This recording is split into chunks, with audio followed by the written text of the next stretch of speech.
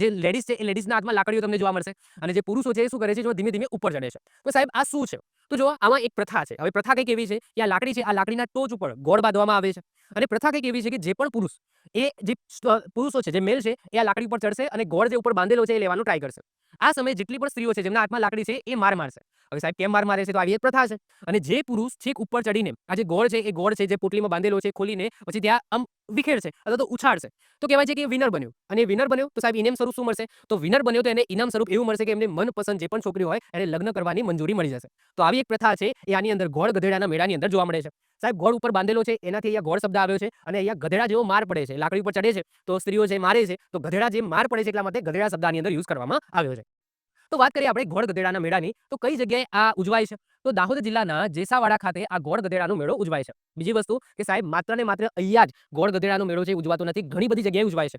આદિવાસી સમાજની આ ખાસિયત છે, કારણ કે એક જ નામના જે મેળા છે ને એ અલગ અલગ ગામડાની અંદર અલગ અલગ રીતના ઉજવવામાં આવે છે. એક્ઝામ્પલ તરીકે વાત કરીએ સાહેબ હોળી, તો હોળી છે એ શું માત્ર ને માત્ર કોઈ એક જગ્યાએ ઉજવાય છે? ના, દરેક ગામની અંદર હોળી પ્રગટાવવામાં આવે છે. એ જ રીતના આદિવાસી સમાજની અંદર પણ અમુક એવા મેળા છે જે કોઈ સ્થાન સ્પેસિફિક નથી હોતા. જેમ કે અહીંયા આ મેળો ઉજવાય છે તો આ સ્થાનનું મહત્વ નથી, આ મેળો આ ગામનો અહીંયા ઉજવાયો. એ જ રીતના કોઈ બીજું ગામ હશે જ્યાં આદિવાસી સમાજ રહેતા હશે તો આ જ મેળો, આ જ ટાઈપની પ્રથા છે એ ત્યાં પણ જોવા મળશે. ખ્યાલ આવે છે? હા, કોઈ મંદિર છે, કોઈ સ્પેસિફિક મંદિરે કોઈ મેળો ઉજવાતો હોય તો એ એક જ જગ્યાએ ઉજવાતો હોય, પરંતુ કોઈ આવી પ્રથા હોય જેમ કે મેં વાત કરી એમ હોળીના જેમ કે હોળી પ્રગટાવવામાં આપણે ચોરે ચોરે હોળી છે પ્રગટાવવામાં આવે છે, એ જ રીતના આ જે ગોળ ગધેડાનો મેળો છે એ ગામડે ગામડે થતો હોય એમને. ક્લિયર? ચલો, તો એમાંથી મેં એક જે ફેમસ છે દાહોદ જિલ્લાનું જેસાવાડા ખાતે આ ગોળ ગધેડાનો મેળો ઉજવાય છે.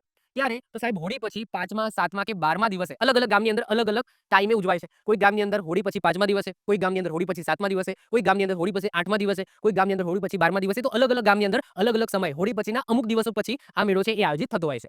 આ મેળાની વિશેષતા એ છે કે આજુબાજુના વિસ્તારમાંથી હજારો સ્ત્રીઓ પુરુષો ઢોલ વગાડતા વગાડતા અને આનંદ ઉલ્લાસથી નાચતા ગાતા મેળાની અંદર ભાગ લેવા આવે છે. મેળો એક મોટા મેદાનમાં આયોજિત થાય છે જેની બરોબર વચ્ચે આડા અને ઊભા વાંસનો 20 થી 25 ફૂટ ઊંચો વાંસનો એક માંચડો, આજે કહીએ છીએ ને આને માંચડો કહે છે, તો 20 થી 25 ફૂટ ઊંચો વાંસનો એક માંચડો તૈયાર કરવામાં આવે છે. આ માંચડાની ઉપર ગોળ ભરેલી પોટલી લટકાવવામાં આવે છે.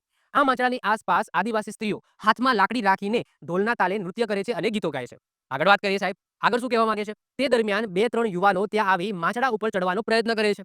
સ્ત્રીઓ લાકડીની મદદથી તેમને નીચે પાડે છે, પરંતુ કોઈ ચપળ યુવાન, ઓકે, સ્ફૂર્તિવાળો યુવાન છે એ માર ખાઈને પણ થાંભલા ઉપર ચડી જાય છે અને પોટલી છોડી ગોળ છે એ ચારે બાજુ ઉડાડે છે. અને પોટલી છોડી ગોળ ચારે બાજુ ઉડાડે છે પછી બધાની નજર ચૂકાવીને તે નીચે કૂદી પડે છે. આ પોટલીનો ગોળ લેવા માટે ગધેડા જેવો માર પડે છે, તેથી જ આ મેળાને ગોળ ગધેડાનો મેળો કહેવામાં આવે છે.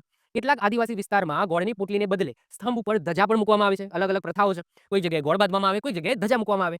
કોઈ યુવાન ગધેડા જેવો માર ખાઈને પણ જો ધજા લાવે તો તે કન્યાના ઘેરામાંથી મનપસંદ કન્યા પરણી શકતો આ રિવાજ પ્રાચીન કાળથી આજે સ્વયંવરની એક પ્રથા તમે કહી શકો એની યાદ અપાવે છે.